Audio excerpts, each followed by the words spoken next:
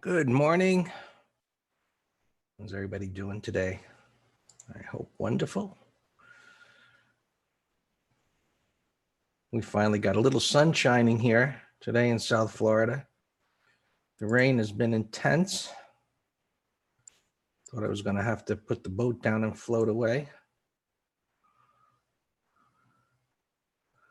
Good morning. Do I have this thing on?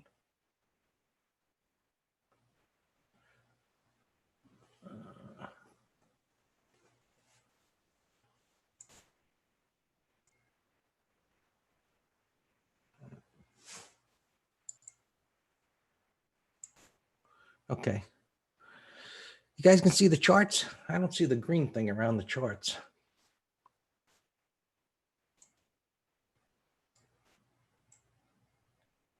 They're up? Okay, cool. All right. So there were some power trends yesterday, going, moving up there, airlines, financials, and it certainly looked like the old go-tos were going to make it, meaning, move up in that way, even though they started off kind of shaky, right? As things moved up yesterday, we saw the NASDAQ moving down and some of the winners, showing some signs of weakness, and then, they reversed and it looked like Facebook was going to pop higher. Google, I took position, a double bottom in Apple, which didn't work out. Google didn't work out. It looked like it was going to break out. And so there's these cracks in the armor, so to speak, where there's this, let's say rotation out of the winners and into, I've been using the word junk. And so junk being what's been underperforming. And so some of these things now, whether it's the airlines, cruise lines, the financials, which have been struggling, some of the oil stocks, they look like they're going to bring up the rear. So even we'll get to the NASDAQ, which is now down on the pre-market here, has been selling off. So you got to be a little concerned. We covered the internals yesterday, and the wrong way option traders were at it again. I mean, I think at the open yesterday, the put call ratio was at around 0.55. And it is just historically to be on the same side of those guys is just asking to get a stick in the eye, so to speak. They can get it right for a little while, but trouble is brewing when those guys start to pile in. And it's not that as it's moving up, it's an issue. It's when it reaches an extreme and they're betting that it's going to explode higher.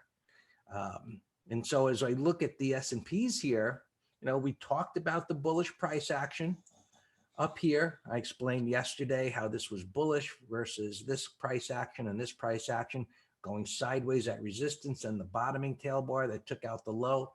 This is a money pattern, meaning it's one of those things that rarely fails to produce. Now, how far will it go? Right. So anytime we have a pattern, we think, well, okay, here's the pattern. I see that. Tells me, in this case, it's going to go up. I see where the entry is. Where's it going to go? So you look at the next reference point of resistance as a stopping point. It doesn't mean that it can't get through it, but it's an obvious stopping point. So we'll see. So with that, we also have what I call bar by bar analysis, but we'll see where today is. And this pattern suggests it's going to be another green day, that this should become an expanding range as this pushes higher toward where it wants to go. It's got an open window, so to speak, or you call it a void. However, if this NASDAQ, which we'll get to, which is a concern, drags this down, that's a problem. So what we do is every day we say, well, what's our first reference point of support? And that's the prior day's low. And so looking at it very objectively, right, we say, well, ultimately, It could come down into the prior day if it retraces, but it can't, it shouldn't go down to the prior day's low. And by no means should it close below the prior day's low. So once you had, say, this wide range bar here, and you got a red bar, well, it retraced less than half. That's okay, fine. Next day, let's say, hey, this is a worry bar, right? If you're long, call it a worry bar. Okay, we're back in the green. Everything's okay. Another worry bar. It closes a little more than 50%. Here we're scared to death as traders. Oh my God, but we're still ultimately, with this pattern, what we're saying is anything that goes on here, we want it to stay in the upper half of the wide range bar. So here's the dip, and while it's a big red bar, where, oh my, what's going to happen? It's going to crater and becomes a bottoming tail bar. Bar by bar analysis says, hey, you're good. Actually, you're great now. And now it continues. So as we go into today, prior day's low, first reference point of support, ideally any retracement stays in the upper half. And if it's really strong, it'll stay up here. So again, we shall see how this progresses during the day, but the idea is having an objective, systematic approach to the analysis so that me and you and what's between our ears doesn't get in between what's really happening, okay? So this is looking great. As we look at this chart, it's got room to go up. So far, nothing ugly here, pre-market, and we'll just monitor what happens. And as we go to smaller time frames, we see a little bit of a correction that pulled back down to this major support, and got a little W bottom here, and up it went, and looks fine. Nothing wrong. Nothing wrong at all. Smaller time frames, yes, we see some corrective price action and a big scary red bar. Right? We saw a big scary red bar yesterday, right? It's like, oh my God, what happened here? And somebody hit the sell button, and then it repaired the damage last night, and up it went again. So you got to keep what's happening in these smaller time frames in perspective of what I've explained here. So, if you see a big red bar on the 5 or the 15, and you say, well, it's still in the upper half of the daily bar, so it's really not that bad. Let's see if we could repair the damage. Right? So, I like to call what we teach in the courses a thought process, because we're not indicator traders, right? We don't put the squiggly lines on our charts, right? And that tell us what to do, right? The clouds and all of that. We look at patterns. And if we have a systematic approach that tells us what to do, well, it keeps our brains in check with what is. And that's the whole idea. We'll get to SPX. Right? Now, when we look at the NASDAQ, the leaders, we say, well, if everything is so terrific there in the S&P, what the heck is going on here? Well, here's the other part of the thought process with that. When we look at candlesticks, I see that topping tail. I'm like, that is not good. That's getting rejected. The next question is, well, did it violate the trend? Did it even break a prior day's low? No, not yet. So let's just see if I can fix that without messing it up. That bottoming tail bar is a correction bar within an uptrend. And while there's tails on the top here, so far, this is just going sideways. And that's why we look at candle bodies and we look at the closing prices. So yes, this was rejected as it moved up, but how far did it get pushed into where the demand is? It's like, if you look at this as like someone gave you a push back, well, how far did they push you back? Well, it wasn't much of a push. Maybe the big push is coming. We don't know. But so far, if I look at this on a closing basis, this is just going sideways. So no real damage done. If I look at a 5-minute chart, oh, yes, right? But now as it comes down to support, this is where the buyers need to step up again. Otherwise, right, it's going to push down into that bottoming tail bar, which is right down there. So as we look to the left, right, you don't need trend lines, fib lines. You look to the left, look at where prior support is. This is where the demand was before. In reality, it should have went up to the high. I agree, but now it's back down here, and this is where buyers need to step up and start to rebuild again. If not, right, more weakness. And this is just objective, systematic analysis to say, look, as I'm watching this intraday and keeping an eye on the Qs here, the NQs at support, and if I'm seeing S&Ps looking so great, I want to see those NQs start to percolate to the upside and at least try and retrace up again a bit to say buyers are still hanging out there and, stepping up, maybe not to the degree that they were before where this was a leader, but still stepping up. But so Tony's asked me, is it normal for them to act this way? Well, they're not all the way up to the high. So there is anticipation of selling up here, Tony. That's the way I would read this. But the way things have been, you would think, in such a strong trend, why are they anticipating so quickly to unload? Now we know institutions, they're going to have a lot of shares.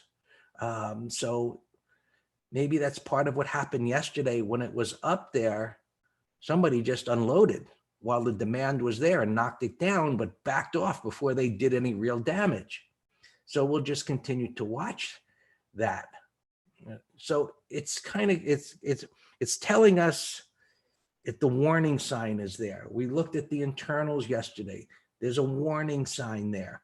Yet as we look at other sectors of the markets, like airlines and oil and the dogs, the financials, we see that money is flowing there. So our job is to go where the money is flowing into, and ones that are strong, probably best for us to stay away, because the ones that are strong, you never know when somebody's gonna, that's exactly what it is. It's sector rotation, but realize that sector rotation can happen on a day-to-day basis, meaning don't get too hung up on it until it becomes obvious on the chart. So yesterday, as we look at something like Apple and the other, NVIDIA was weak, Amazon was weak, Microsoft was weak, and you see this red bar like that. Well, this is still an uptrend. One red bar doesn't change the trend. So just respect the fact, and I think this got an upgrade today. Just respect the fact that this isn't ready to go after it as a short just yet, unless you're nimble and short-term trader, versus things that actually break down, right? YM, right, looks good, like it's going to continue to push up toward that 200. Russell, right, stretching up, heading toward that 200, right, leading the way.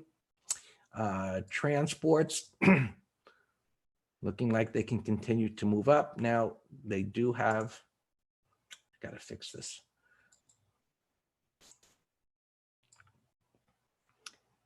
Before it gets to the 200 MA, there's that congestion area there.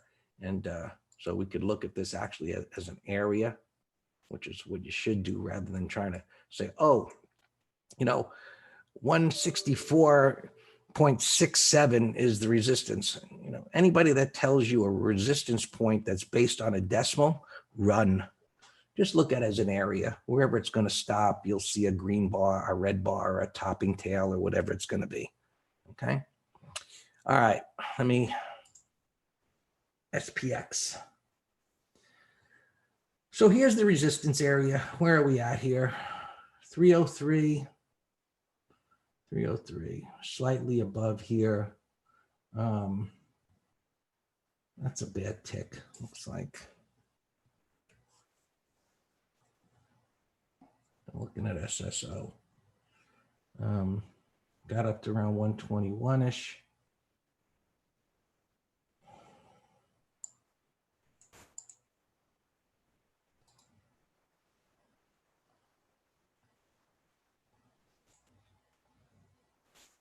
That's the buy line area today. If it should pull back.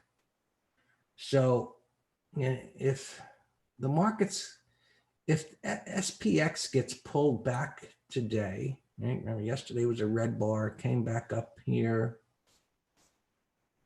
back up to the, took out the high. Now it's at 120. I'd like to see this get pulled back and then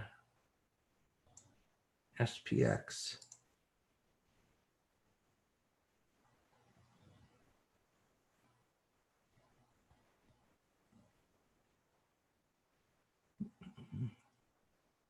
Well, I would say 3,100 would be nice. But I'd want to see the morning and how much this pulls back. Let me see what these NQs are.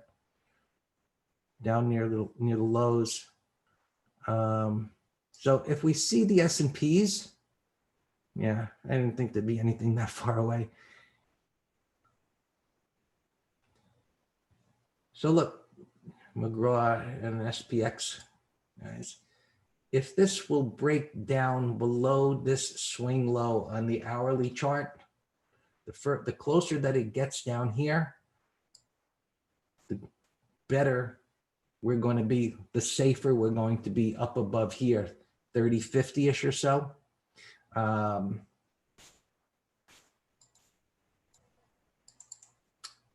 Shoot, I didn't want to do that.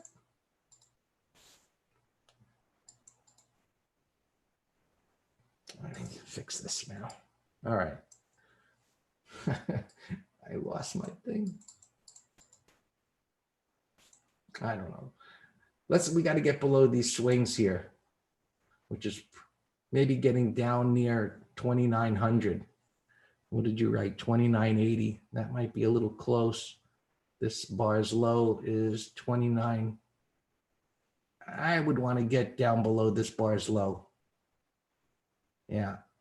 So maybe it pulls back because the Qs are pulling back. So what I like to do is, this is weak at the moment and it's forming a sell setup. I'd like to see it roll over and dip down and then show some recovery and then go for the put side. We'll assess it as it opens up there. Bonds, still dead in the water, trading range. Oil, trading range holding up well. Gold, not to pull back toward major support. So maybe buyers are going to set up here. Obviously being sold as the market is showing some strength. So we'll see. This will turn back up again down here. Buyers will be here. And that might line up with the market beginning to pull back. And so just looking at VIX here. It's coming down near this prior low. We'll have to keep an eye on that during the day. Internals, let's see here. Which chart is it? So breadth went up yesterday and, sentiment is still up there. It was a good day for breadth, but everything came on the gap and everything was, choppy. The wrong way option traders are still leaning on this and this was way down here. So risk continues to rise. And until we get some kind of nasty break day, let's go with the sunshine of what's strong until something changes. All right, kind of late there. All yours, Dan. Sorry, it took a while. Oh, no worries. Everything's good. Whatever you and I cover pre-market is always great. All right, let's take a look at our opens. We're actually pretty loaded now. I was much more aggressive than I thought yesterday, but they're all doing fantastic, so it paid off.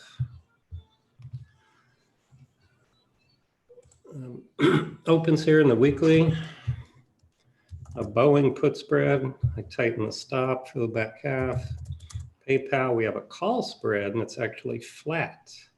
So that's good. That's relative weakness. Zoom, We have a call spread. I tighten the stop. That looks fantastic. Hess put spread for Friday looks great. Goldman put spread. I tighten the stop. Looks great. That and Morgan were the two best banks that I saw yesterday, and we're in both of them. Wow, we got like 16. Wow, we got a lot of positions in the swing ladder. Let me do them really quick because I'm more into tightening stops. AIG, we're long stock, looks great. Alaska put spread looks great. Aqua came in a little bit yesterday. We bought the breakout. CCL, we have a call debit spread. And we're capping our gains now, and it looks higher. So I will be looking to roll the short call higher. That's what I call an aggressive adjustment. D-Dog, call spread, Gulf Delta. I just said sell a third pre-market. That was a beautiful trade yesterday. And Alex also mentioned Rockwell, which I did not trigger, but that looks good. Transports, sold a put spread. JetBlue, we have a call debit spread where we're also capping our gains. We need to, I'll look to roll that. Cura, long stock, little breakout failure there. We'll just maintain our stop. LNC, we got into yesterday, the gap breakout. Love, another airline. We got a lot of beat up sectors in here, but every single one of them is doing fantastic. LUV, we have a put spread. Miller Herman, we sold a third pre-market, another gap, but gap gets so many gap breakouts yesterday from multi-month trading ranges. And that's what got me aggressive. Morgan Stanley, we mentioned. Norwegian, we have a call debit spread. Well, and I mentioned, well, I'll look at them in a second. SeaWorld, we sold some pre-market, another beat up stock. Six, another beat up entertainment. We sold some pre-market. And SPGI, finally, we have a covered call. All right, so we have no problems this morning in our opens. We have all, I'm not going to call them a gift, but we have favorable gaps that we're selling into and tightening stops. Disney, so Disney and SeaWorld, are opening. So, the stupid masses. Oh, Disney's opening, so why don't I buy it now? I don't care what the chart looks like. There's no pattern for us. Facebook, I don't want to talk about it now, but I read a very interesting article in the journal today that Facebook's algorithms are making the world more decisive and fighting. They have an algorithm that looks at your behavior and this and that, and they put out stuff and match people and this and that to create fights. And I'm thinking, well, that's exactly what the media does, right? Go read it, Robert. It's a good article on the cover of the journal. So anyway, but isn't that what the media does? They put on stuff to get people all excited. How many negative media stories are presented versus good positive stories about growing your business, about success, about health? That's what sells, fear and decisiveness. All right, let's go. Enough of that. Wow, that's what we call. Look at Hertz. So Hertz was in the paper today also, and this surely doesn't surprise me one iota. They were saying that Hertz paid all their senior managers all kinds of big bonuses before they filed. Well, duh. That's crooked Wall Street. So see, you can tell my tonality that it pisses me off greatly, but I'll leave that up to the bankruptcy attorneys to try to claw back anything they can. That's their job. JETS is the ETF for submarines, right, Gustav? So the junky Junkie Airlines here. AAL is up the most, but it's the junkiest fundamental. Delta we're watching. United, we're in JetBlue. We were looking at Hawaiian Airlines yesterday. We've been on top of these. RCL, I was going to give this as a core trade today over the high. Big old price void. The stupid gap's messing it up. Let's see, we're in CCL and Norwegian. We're in both of these. So when you all ask me, hey Dana, do you ever worry about concentration? Well, a little bit. But if I were nailing a sector and it's technically based, then no, I leave the concentration for your own individual trading plan. Roku, yep. Yep, that was a beautiful short. Piton, head and shoulders. We did this in the green trading room. We shorted right in here yesterday afternoon. Right there. We got a beautiful waterfall that we were closing into weakness. Gustav held a little overnight. He's getting paid for that bias. W Whiskey, I gave this as a call spread yesterday and it did not trigger the credit, but I left it as a valid trade. Now it's gapping down, relative weakness. Martha Stewart, remember her? Locked up in jail for inside trading years ago. She was on, apparently she's a big old spokesperson for this. Steve, when the gap messes you up, do you reconsider? Absolutely, Steve. That's exactly what I do. So I send out an alert saying, hold off, and we will assess it at 100%. So W is a pending call spread. If it triggers a region, we were going to give this as a call spread yesterday, but it was way too spreading. Wyndham, the CEO, was on the TV saying that their next quarter bookings are not far off of last year's at the same time, which I find 100% shocking. But he's the CEO, not me. So that's hotels.